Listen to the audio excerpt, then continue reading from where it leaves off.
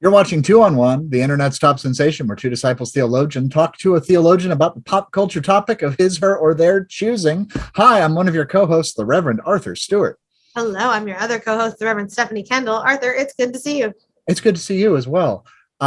It's nearly fall. It's not October. It's not pumpkin spice season unless you observe it year round. But, fall is in the air. School is back in session. Pumpkins are blooming. I don't know what really makes fall a thing, even though it's my favorite season. I was like, do pumpkins bloom? They do bloom. They are the bloom. Yep, they are the bloom. Because nature is weird. Anyways, how you been? Okay. I'm great. Fall is just around the corner. I love New York in the fall. It's my favorite time. People always ask, like, oh, I want to come to New York, and they want to come in the spring or the summer, all the things. So I'm like, come in late fall because it is not hot anymore. The humidity is gone. The leaves are changing. New York, come Thanksgiving, New York is an attraction. It's an attraction in and of itself, but like it changes and it's the most fun. So come on to New York, y'all. We already have some brown and crunchy leaves on the ground out here in Kansas, and we had our first autumn storm. Like, we sat out on the porch and just watched it come in, and it's my favorite. I love that. I did though yesterday. No, not yesterday. A couple days ago. Not just because we're recording these, but because it truly was a couple days ago. Time's just a bit elusive. I went up to the Bronx Botanical Garden and got to do a wedding.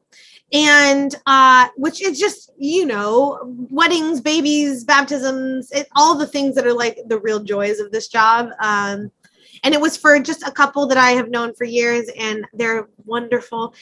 And they gave me, as their officiant, a stole because she did not have a bouquet. She wanted a bouquet.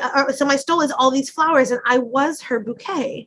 Oh. And she was like, I'm sorry, I just didn't have time because it was for no reason other than they just wanted to get married. They just decided to get married. It was a rather quick turnaround on this wedding.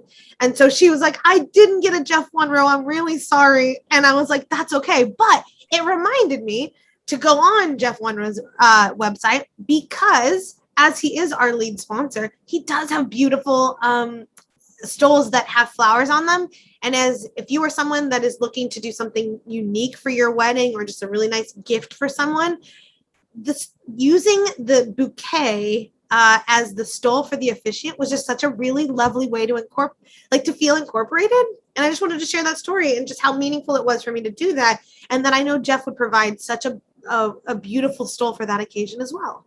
Well, I mean, for 16 years, maybe longer, I should probably update our timeline on that because I keep adding time to it. But for an expansive amount of time, Jeff Monroe Designs has been crafting, creating, and cultivating liturgical textiles of all varieties, be they frontals, paraments, altar accessories, chasubles, copes, miters, face masks, or even stoles, especially stoles. You can check out the full catalog of Jeff Monroe stoles at jeffwunrow, jeffwunrow.com. And hey, if you're buying a stole for someone or for yourself, you can use our special discount code. And that is 2on115. So it's 2on1 as written out, 15 are digits.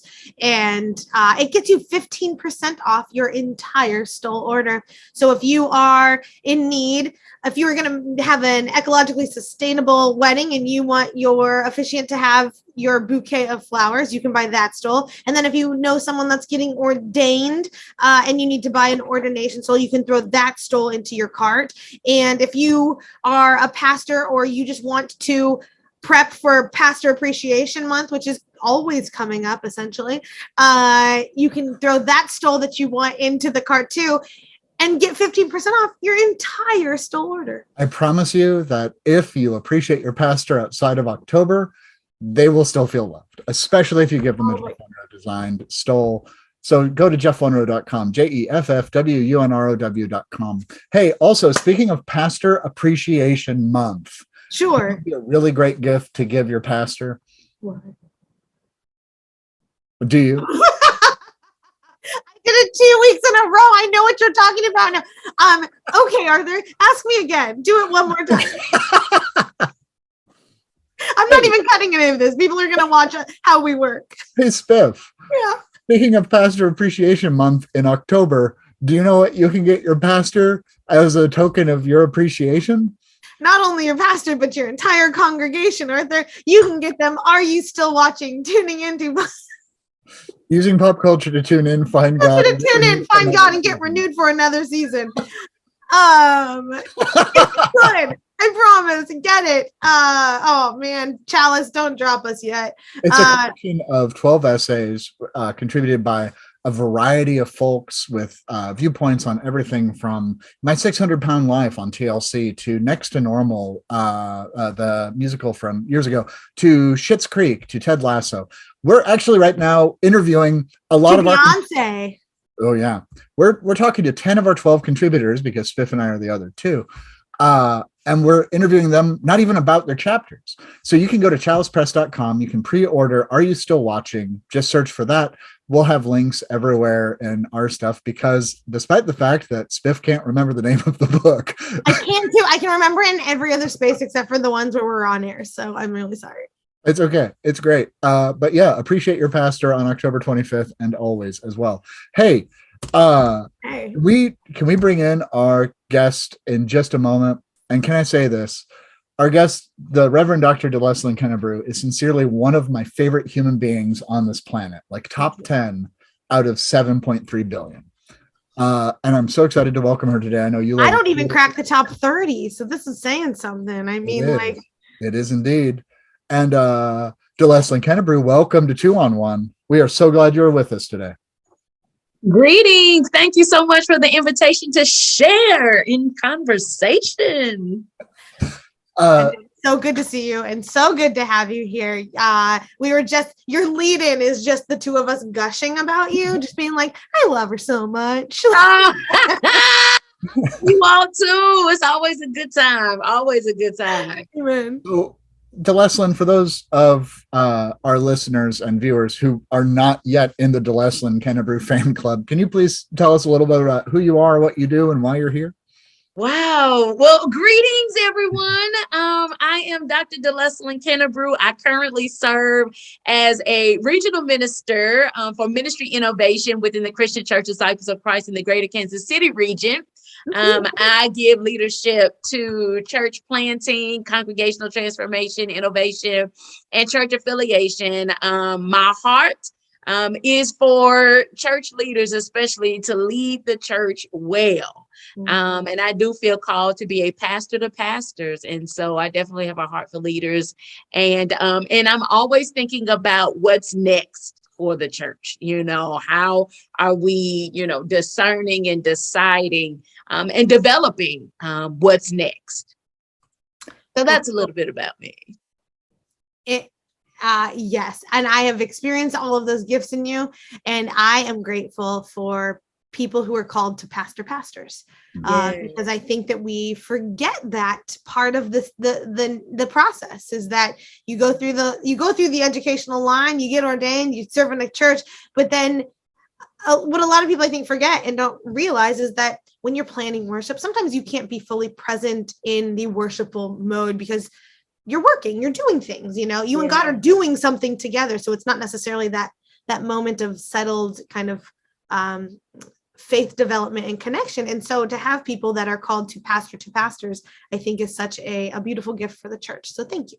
Thank you. And I think it is that piece, but it is also pastors are people too.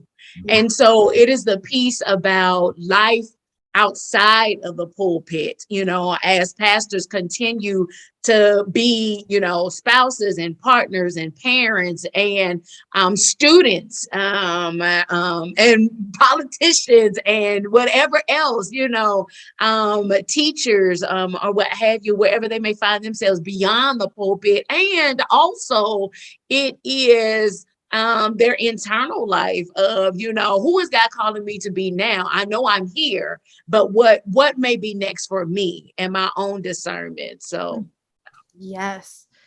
Oh, I love that. So we're talking today. Obviously, we let you choose the topic, and we're very excited about it. But Master on Amazon Prime. Can you give our listeners, our deuces, a little bit about why you chose it? Maybe a little bit about what it's about. We'll get into it and give a longer detailed thing. But why did you bring this to us? Why is this an important piece? Because I agree that it's an important piece to talk about. But why, in your opinion, should the church be paying attention to this? I think one of the reasons why I wanted to have a conversation about the movie Master is because it presents the layers of topics, of emotion, of feelings, of thoughts around race and racism in a way that we often neglect to discuss. I also think because it centers Black women in the movie at different stages and ages, and even those who want to be Black in the movie, which is a whole nother identity piece. And what it has meant for Black women to not just be women, but to be Black women, and so I think that is important. And then just the faith aspect, I think it's important for us to acknowledge that there is still there is sin in the world that pervades our consciousness and our culture that is harmful and that will not go away because you march about it. That will not go away just because you raise a sign or wear a cute t-shirt or preach one sermon on one Sunday during Black History Month. And so, so those are a few things. Not to jump right in, but yeah. No, a word to our listeners. Buckle up. Hey, Deuces, buckle up because we are in it. I'm so excited. Hey, why wouldn't you stop and watch everything by Regina Hall, including Master, which is on there right now? You may want to watch it for the sake of this. And okay, so let's talk about allegorical horror. Like, what's the really scary part of this movie? The scary part of this movie is, I think that for me, the scary part is that it is my life. Mm-hmm. So while there were definitely parts that were teetering between reality and like emotional instability and the dream world and the consciousness beyond her awakened consciousness and then her sleep consciousness or what have you, like, I think the reality of it is how I live. You live between these worlds of people seeing that you're Black and knowing that you're Black and wrestling with that. Even though she, for example, like even Regina Hall, who is the lead in the movie, the name of the movie is Master, and she in the movie is the first African-American, and I'll say woman because she's the first African-American, but she's also the first African-American woman in the position of master in this master's house. And it's a tradition at this college or what have you, where she basically is kind of like a dean of students, I would say, is probably what you might think of it as. But just the whole idea that she is the master of the campus, but still not fully acknowledged as such in a way, by the students or the faculty. Very clear that there is tokenism there is racism, because you still, you may have the title, but you still need to know your place as well. Do we start calling you Barack now? Yeah. Was just one of the worst lines in that. Yes. I mean, there was a lot. And thank you for sharing that, Delesslyn, because I think in how, at least when in my viewing of it, right, like what's scary about it, Arthur, is a really interesting question, because I think it's going to be different for each of us. Because for me, what I found scary was the pervasiveness of whiteness, and as a white woman, fearful and knowing in my own work that I am this harmful and presence that I am sneaking up in ways that I don't know. And my job in this work is to recognize when and where I can, to listen and hear the stories of others of where I have been and am currently living into white supremacy and white spaces. And how do I pull that back? How do I not pull it back, but how do I deconstruct and get rid of it, and so that I am not lurking in corners around every corner, so I'm not ringing bells in the space, because just the home itself. So for me, that was one of the scarier parts, is just because I the like maggots. Yeah, the maggots, all exactly right. Like that, the maggots of white supremacy are coming out of the literal walls and things. And yes. How am I, as a person, contributing to that? Am I doing the work of actively deconstructing? Right? Because that's what I am trying to do. I'm trying to be actively anti-racist. It's not just that you get it. Yeah. But I think also, Stephanie, it is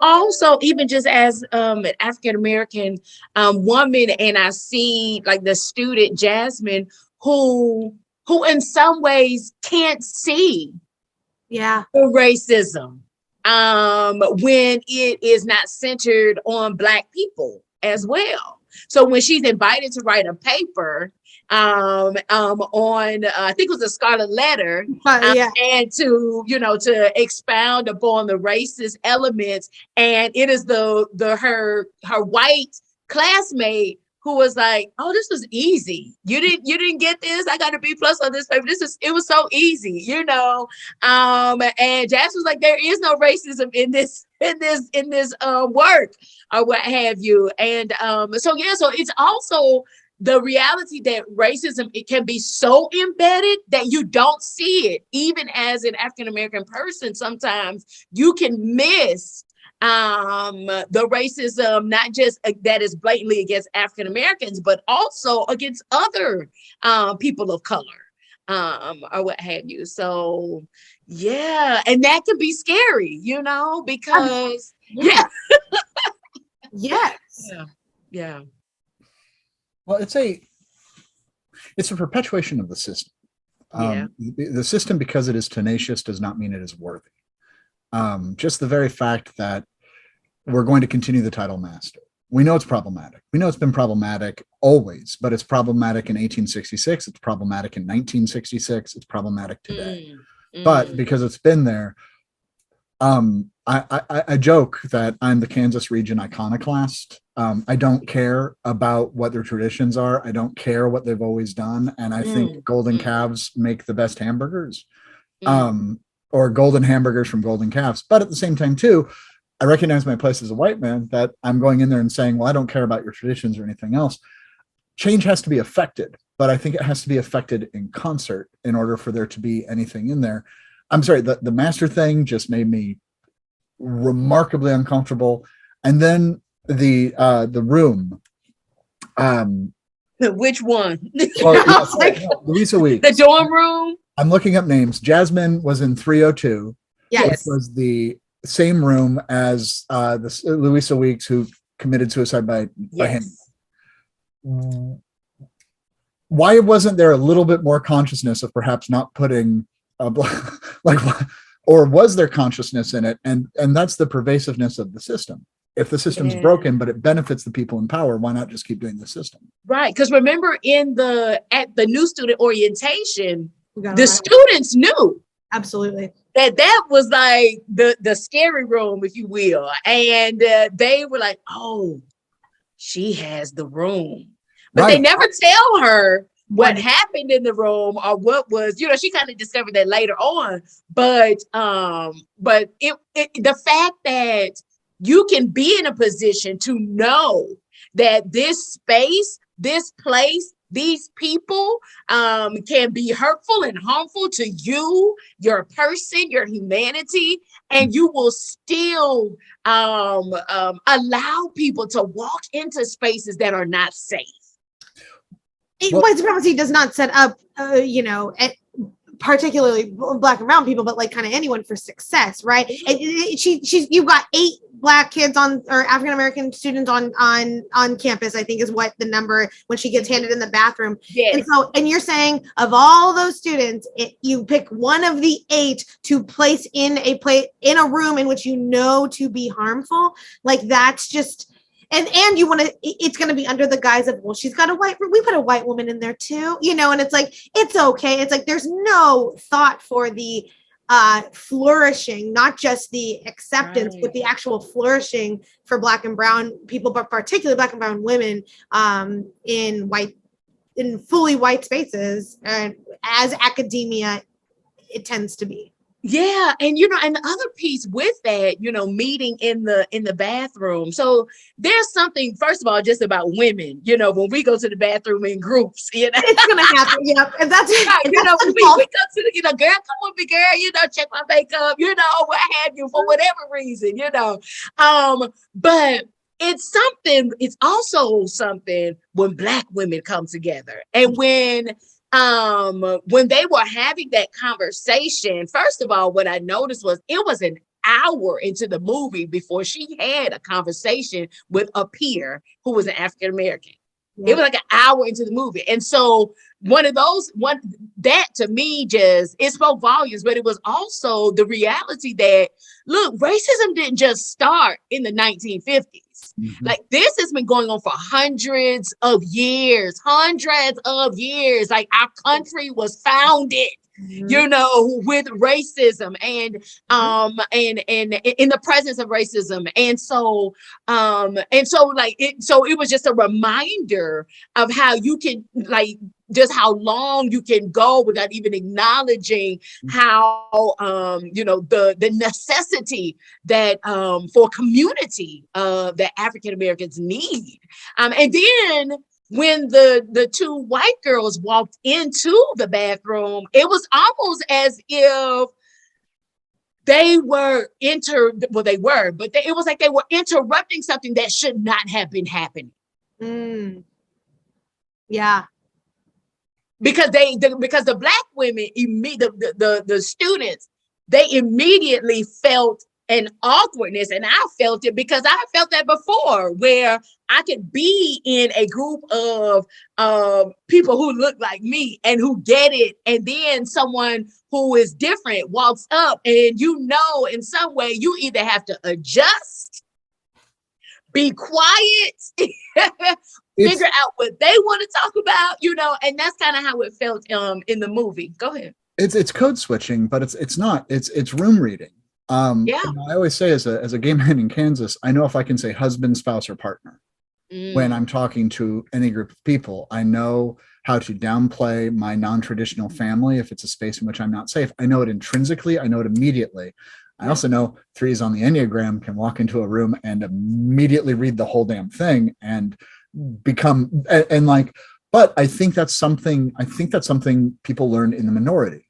Yeah. That then has to, and space is such a thing in this movie where the space of the Black women is not acknowledged and it's not protected, and it's it's very interesting to see how proximity works in this movie, and it's discomforting. Yeah. It is. It really is. It's a dark movie. Like everything about the movie is dark, except for orientation when they're outside and it's a sunny day. But, pretty much everything about the movie is dark and grim and heavy, which I believe is the piece that we often forget to acknowledge when it comes to racism. We forget how heavy it is. And I can admit I've gone through like the anti-racism classes that our denomination provides and done the training of the trainers. But I still don't feel comfortable like training people on how to do what Jesus told you to do. You know, like the Lord has said, you ought to love me, period. Like, you know what I mean? And so when, so when you watch this movie, and it really does, I mean, there was so much that I think about, that, like, I wrote down one, because I took a few notes or whatever, because I watched it again. But there were so many things, like I wrote down how it was a challenge to open doors at the beginning of the film. She was the first Black master. The Black girl had to pay for the pizza. There was a questioning of the woman's intelligence and integrity. Even the statement I appreciated in the movie, she said, whiteness does not have to be the default. Mm-hmm. And I think too often, that's what we lean into, because we want to consider the master's comfort. Ooh. Well, and that was when they're in the meeting talking before the tenure meeting, but talking about the tenure meeting. Yes. And they're like, oh, Gail Bishop is Regina Hall. And they're like, we really needed you to say that. Like they utilized their whiteness as the kind of maneuvering tool of her Blackness to manipulate her in that space, to be against another Black woman, or at that point, Black woman. That's I know. I don't even know, honestly, if that's my place too. I mean, it's a part of the narrative, but I'm like, as a white woman, I don't know that that's my place to even be engaged at all. But I was really uncomfortable in that as well, because it's like, if we're going to talk about how do we hold people accountable, and I wonder if in your experience as a regional minister, what does it look like for accountability, but also to hold and intention the fact that the system wasn't built for certain among us, so but they still need to be held accountable. And so how do you do that? Like one of the questions that two things. When I did lead a clergy conversation on race, one of the things I said, let's be clear, most of the congregations that I am invited to preach in are predominantly white, and there may or may not be a chance of me finding or seeing someone who looks like me when I walk into your church. So let's be clear, before I drive up, I'm paying attention to where I park when I come to your church.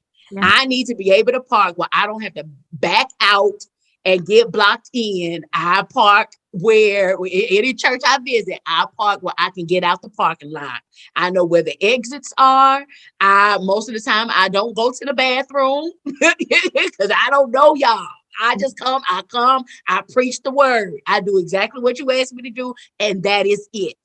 I don't try to lead any other aspect of the service unless I'm invited to, you know what I mean? I don't have extra commentary and things like that. And especially like when I'm a little more comfortable now, but like when I first got here, I didn't know anybody. I know a few people, but I wasn't familiar with the congregations and where they are. And people are in different places politically. So I told my mama, I said, honey, you ain't gonna hear no Black Lives Matter out of me.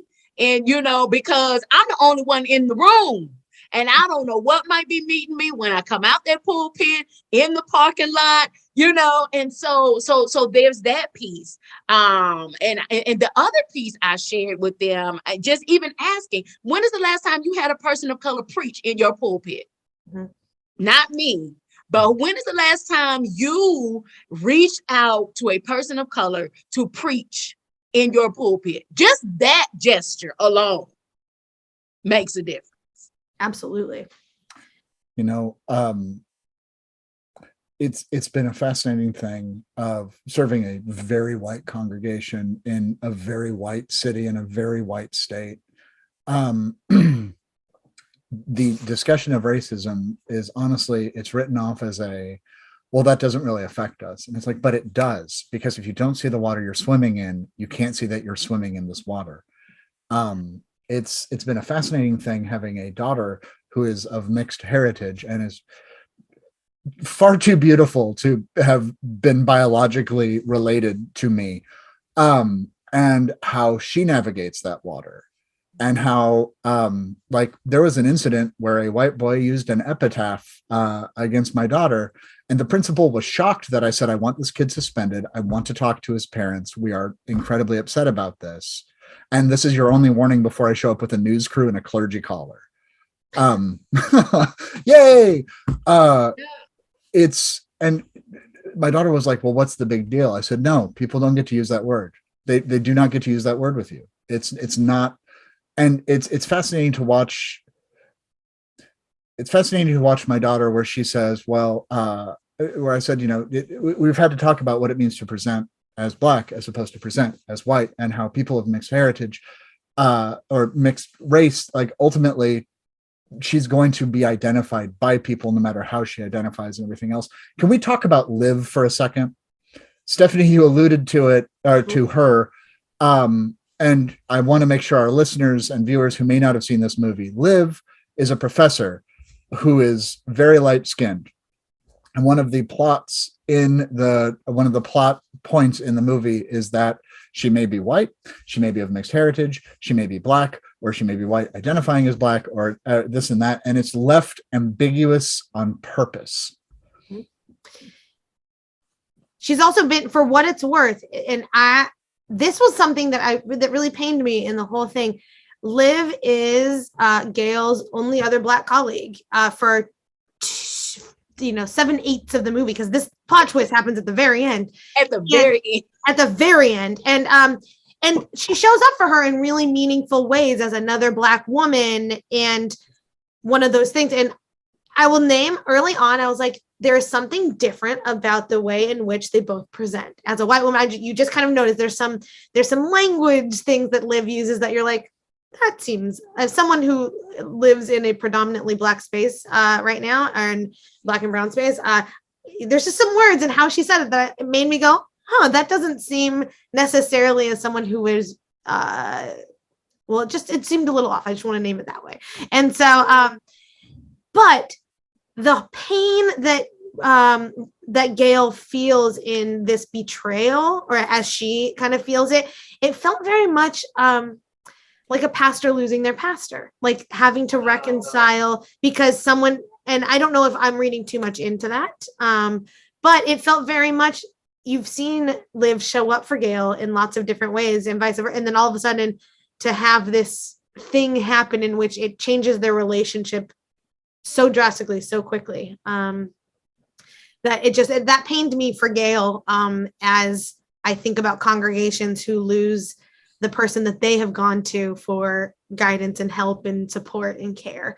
And so I'm curious, Delesslyn, about your thoughts on just that, but also as a pastor's pastor, what does it look like for churches to lose that person?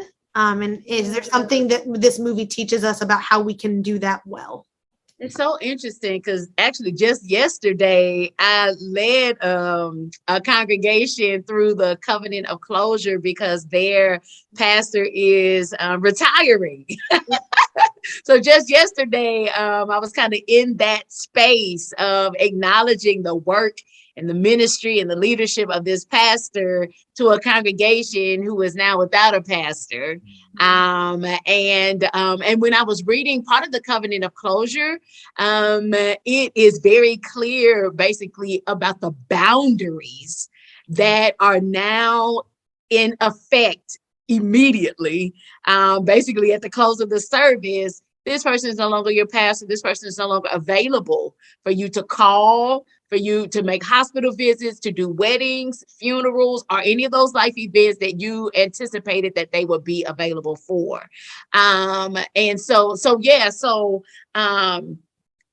Losing that pastor relationship is detrimental to people. People cry. It is painful. It is a transition. You share, your life with this person. They have been there for, in sickness and in health, and was hoping till death did you part. Like, you know what I'm saying? Like, in the good times and the bad times, and so it's hard. Transition is hard. But then when you learn about a part of the identity of this person whom you've trusted, whether it's your pastor or not, you learn an aspect of the identity of a person that you trusted that is not who they say they are. That is painful. Yeah. I have come to you because I thought we could connect and relate as Black women. Mm-hmm. And now I'm shocked and devastated to find out that you are not who you said you are. And I think that's part of the struggle, like that you were raising, Stephanie, like that. And it's not that those moments weren't meaningful. It's not that. Yeah. It's just that now I'm learning a part of you that you held back from me after I have shared, and been vulnerable with you. Go ahead, Arthur. I see you trying to say something. I'm not trying to interrupt you, and I beg your pardon. I'm so excited about this. And my question is related to this. Is Liv the ghost? Or the black coated, because she puts on the black coat at the end of the movie. Right. And I mean, this is all allegory. So what does it mean for the character who is ambiguous to also be the one who's upholding the institutional problem the most? Well, and the thing of it is, one of the things she says in the movie is, because she tells Gail, she said, "You have always belonged." Mm-hmm. And then she says, but I've never had a place to belong until now. I have been searching. She even calls herself an orphan at one point. Mm-hmm. She calls herself an orphan. And when she slips and says that, "Oh, my brother," and then Gail was like, "Wait a second, you say you were only child," because they connected on that point earlier in the movie that she was an only child. And then she was like, "Oh no, I feel like I'm alone in the world," kind of thing, And then later on, she talks about the belonging piece. And I mean, I think that as far as the ghosts, I think, when we think about ghosts are these are supposed to be scary, and we are not warned about their presence. We do not have access to their agenda. We do not even know exactly what their purpose is, for being present in our lives, or what have you. And so I do think that I can see, I don't know if she was the ghost, but I think that she was ghostly in her identity. And I think that there are people who are ghostly. They show up uninvited, but they show up and they are scary. They show up with an agenda that you do not know, but it's usually not for your good. It's not like Casper the Friendly Ghost. That ain't what we talking about, honey. And so I think that there are ghosts, and the reality of it is I think that there are ghosts, but I think that there are also spirits that linger. And I think that was definitely like this undercurrent. One of the things I think about that is definitely deeply rooted in Black culture is the idea of honoring the ancestors. And so like there were moments in the movie where I was like, oh my gosh, it just felt like ancestors crying from their graves, like, get out. You know what I mean? Like you do not, Jasmine, you do not have to stay here. You do not have to stay here. Go. You got in, whatever, but get out. I am raising up in order to speak to you, to go a different way. Oof, yes. That's place, right? Because place has to be mutually agreed upon. Otherwise it doesn't happen. And place is implied through this movie, and that's coming back around to the proximity thing. There's a difference between surviving and thriving, and the expectation is fighting to survive as opposed to being equipped to thrive. But if you ask the people who are putting, particularly the women of color, into the situation that they have to fight to survive, and then if they have any time or room or space or energy left, they can certainly equip themselves to thrive, but not in such a way that it threatens the mediocrity of white men. Yes. And look, because one of the lines in the movie, she says, "I thought survival was the prize." Yeah. You know, and at what cost? Oof. Yes. Because is Jasmine actually surviving? Of course, is Gail, is like all of them, are they, just because they're alive does not mean that they have survived in a way. But sometimes to be alive is in of itself the survival. The question, I think the next question is, are you flourishing? Yeah. In the fullness of who you are? Are you flourishing? Are you able to fully live out all that God is calling for you to do and to be in this space? Not, because sometimes showing up is survival. I showed up. Yeah. I'm breathing. I'm here. You know what I'm saying? But the next question, I think, is the challenging is, are you flourishing? Because they were there. But I don't think either of them were flourishing. And a Black woman in a role and office that is master will not do it the same way that white men do it. Never. And doing it differently does not mean doing it incorrectly. Right. And I know you know that. I know Spiff knows that. I know that. I'm saying that for our listeners whose minds may have melted through this conversation so far. But even white, she's not going to do it the same way as white women, right? We need to make sure that we name that, like, just because Delesslyn and I both identify as women, we will come to scripture, leadership, whatever, God, just differently. And we need both of those perspectives to see a bit more of the fullness, because again, making space for others does not decrease your own space. And that's where all of this is lost. That they did not create space for Gail's flourishing. Here's a home in which you can live, right? That's maggot infested. And you're alive per se, but it's not like the bells.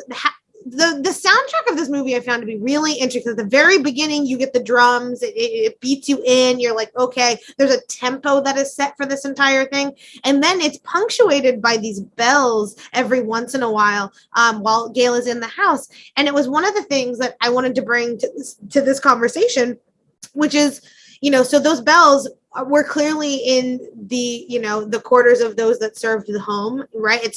They weren't for anything other than, they had people that worked in their homes, and this was how, the white masters, rang for them. And she started hearing these bells in a house alone, and it's like, so she's Go ahead. No, so she's both being summoned, her line of like, I'm not the master, at the very end. But, thinking of the church, I was like, what are the bells that we have left up in our churches for historical reasons, for its tradition, and we don't want to disrupt that, but that continue to ring to our Black and brown and queer and just marginalized siblings that are a constant reminder of this was not built for you. Right. And I mean, that's exactly what I wanted to say. The reality of it is those bells and even that party and the decoration of that house was a reminder that this is not your home. No.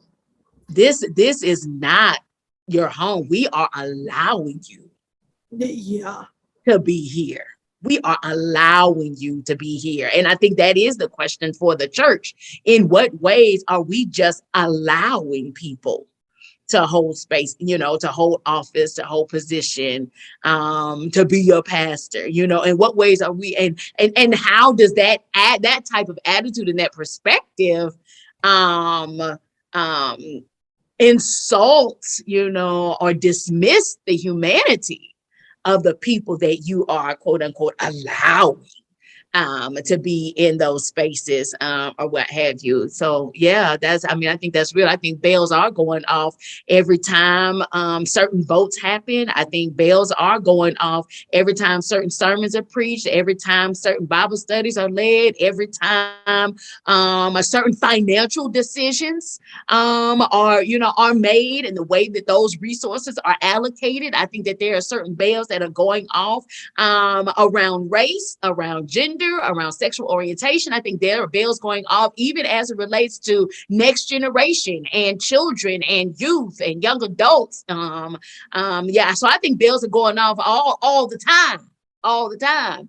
What Arthur, what are you I was just thinking, I missed church a few weeks ago because my husband was really sick, and now I've made up for it. This is great.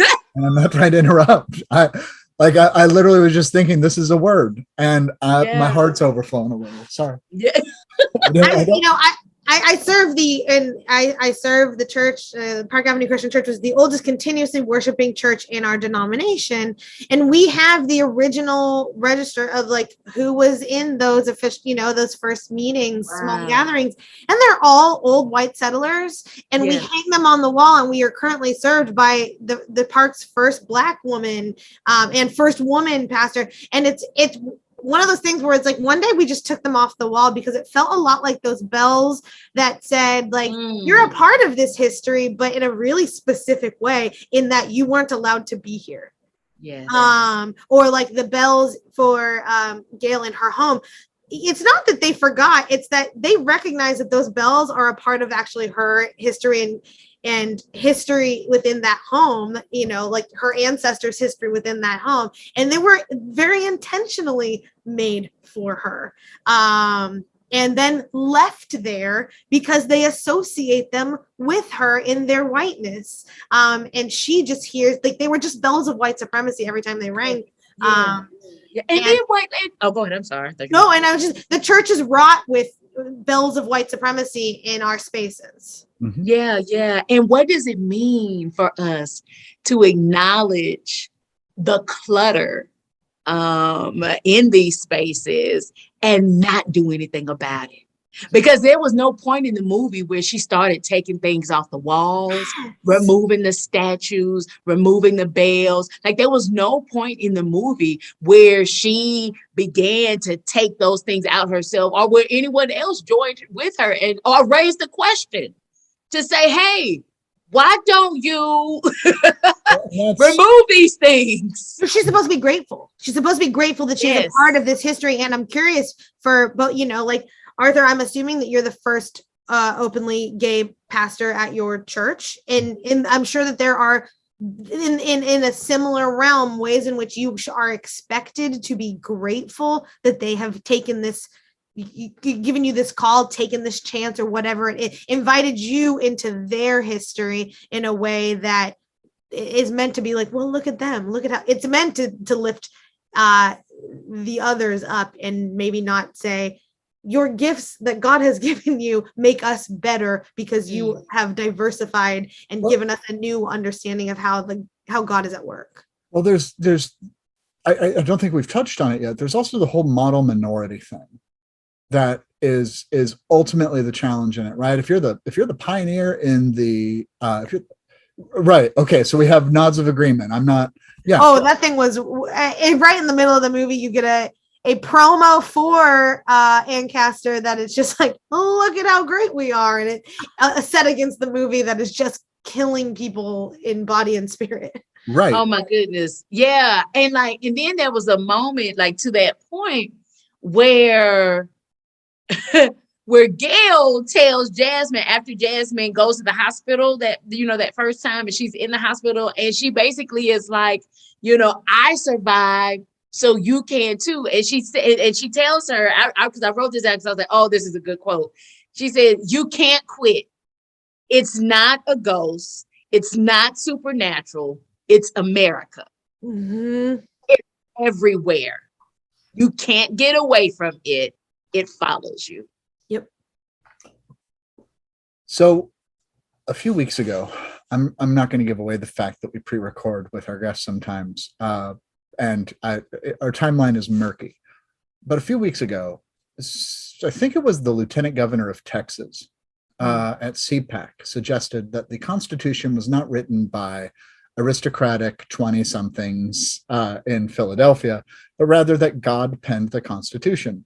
And one of my favorite womanist scholars said, God did not write the 3/5 compromise.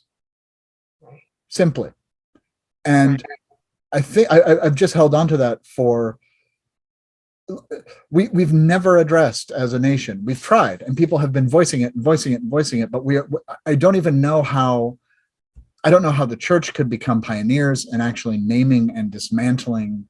And I mean the church as an institution, not congregations, which do work and it's good. I don't even know what to do with America chasing you and me and us in very different ways, and far less me, please note.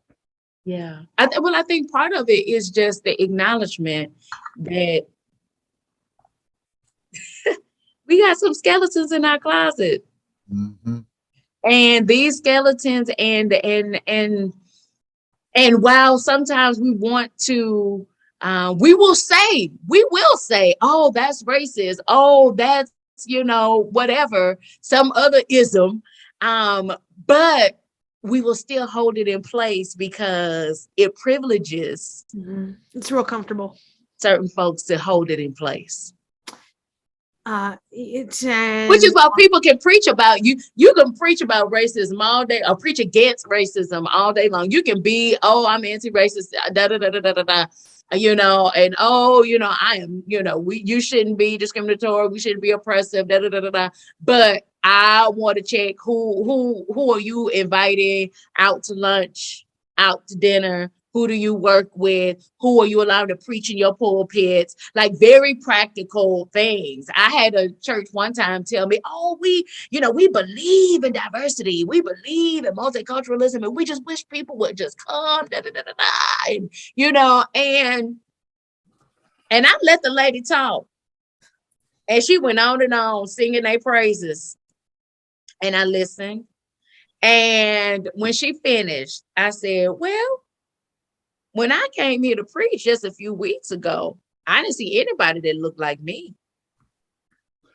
Right. I didn't see anybody that looked like me. I didn't see, I said there may have been one girl and she was probably fostered, adopted, or something. But there were no people of color in that space when I visited last Sunday. Now there may have been maybe somebody was absent. I said, and the other piece, if that truly is a priority of this board, then you need to have some kind of representation of that priority on this board. Right. Saying our building is open from these hours, and if you come to us and act the way that we do and pretty much become this outlier in our community, you're totally welcome. Right. You've got to invest in the people that you want to come invest in you. And right. Investment is sacrifice. Investment is discomfort. Investment is taking a risk. And so is love. Mm-hmm. Damn, that's the word. And so is love. Like Jesus already told us what to do. You know what I'm saying?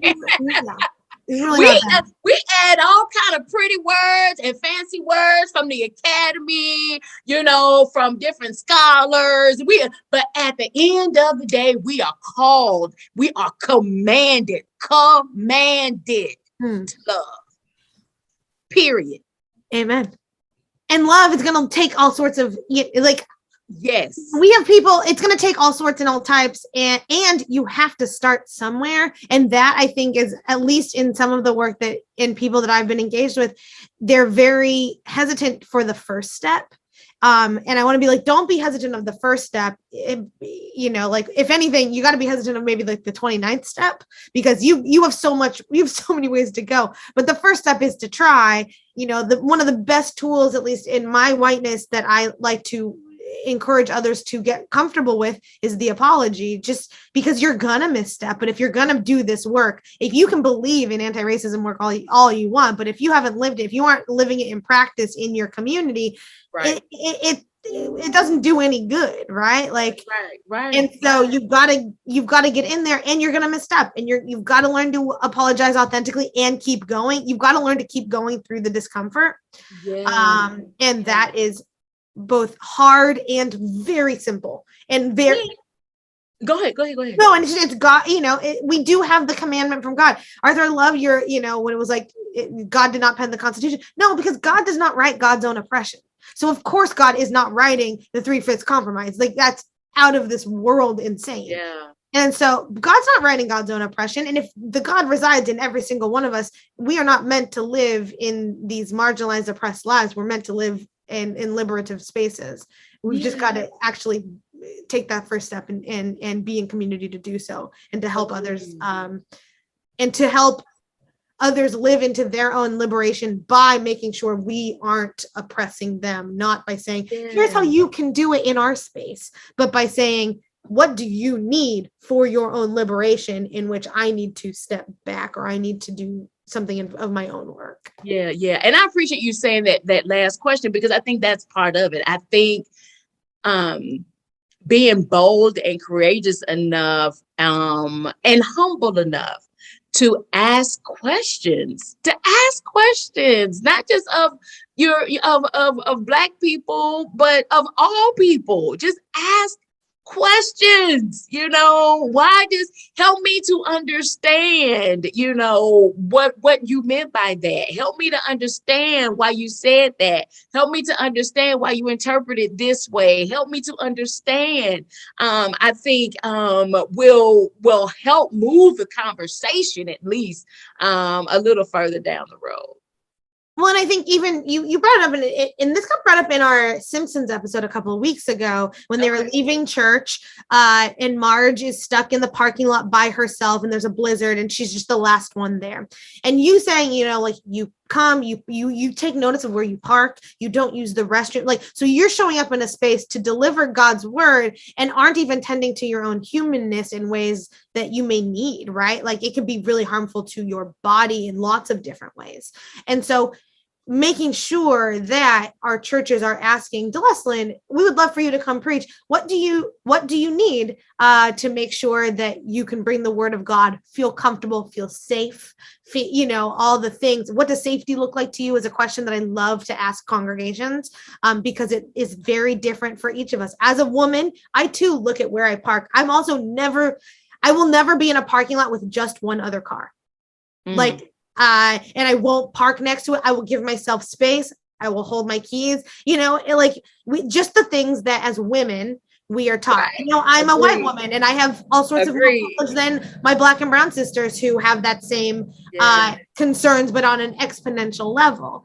And my male friends are often like, what do you mean you take, I just park in the closest or the open parking lot. I was like, no, if there's an open parking lot, I am parking next to the closest one to the door. I am in, I am out. I am not making eye contact with other people, because that is where we are unsafe. I mean, and you know what? I've even now I do this almost everywhere, but like in particular, I started it when I became a regional minister and I was visiting. And even if I wasn't preaching, like I will intentionally walk all the way to the front and sit on like the second or third row, because you know what I mean. Like I don't want to hide out in the back. I want everybody to see that I'm here, because if something happens, everybody can see that something is happening. Know. It also taught me to learn. I went to a church one time when I was really early in my faith, and I sat at the end of the pew because I wasn't sure if it was going to be a safe church, so that I could leave very quickly. So now I'm also, as a pastor, I notice who's sitting on the aisles in the back, and I notice who comes to the front, because I have not proven to them that this is a safe place for them. Then they may need to leave in a hurry, or they may need to feel very seen to feel safe, and all of those things. And it's one of the gifts that my friends from around the world have given me, to say, this is what I need to feel safe and seen, and called into this community in a way that feels equitable and just. And it's a question that we forget to ask when we get comfortable with certain people, and we say that, we start to homogenize certain groups of people and say, oh, well, but we know Delesslyn and she's fine with coming here. Why wouldn't you, other person be fine coming here? And, it's why we need to ask pronouns to every person, even when we're, in continued community, why we need to ask what makes you feel safe. How is God at work in your life? What do you need from us? And that was, I think, one of the I wrote the challenge of contradictions, because as much as, even as Jasmine was sitting in the hospital bed, Gail was like, don't leave.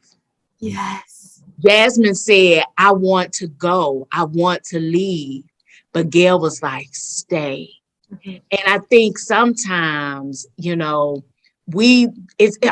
a contradiction, because like you want people to be strong, and you want people, look, you don't let them win kind of thing. Yes. But at the same time, I have to love you enough for you to honor your safety, honor your humanity in a way that is different from mine. Believe people when they say what they need and who they are. Yes. Yes. Oh, yes. This is, well, for the sake of time, I'm so sorry, but we're going to have to move on to our final question.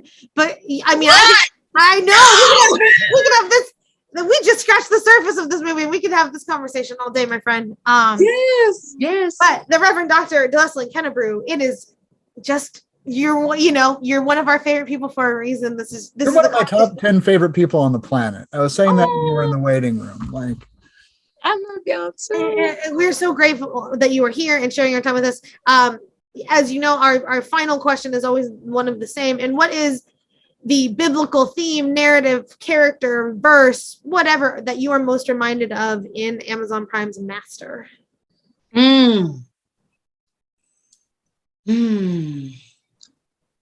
When Jesus is on the cross and he says, my God, why have you forsaken me?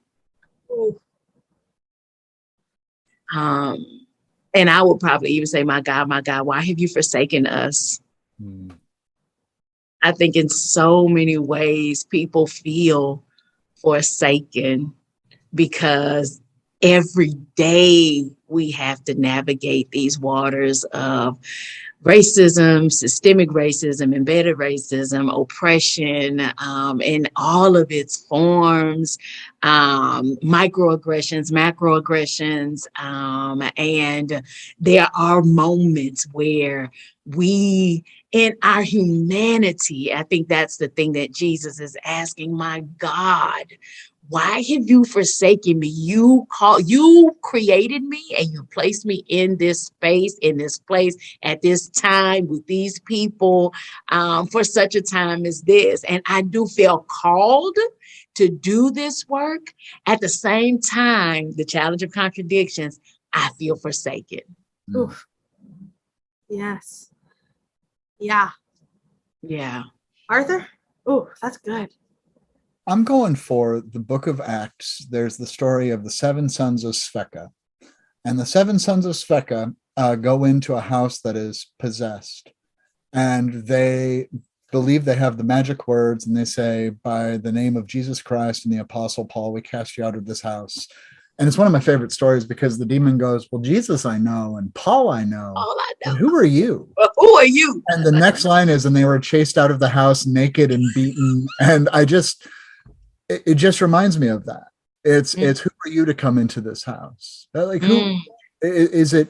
You are who you are, or you are who we say you are. Yeah.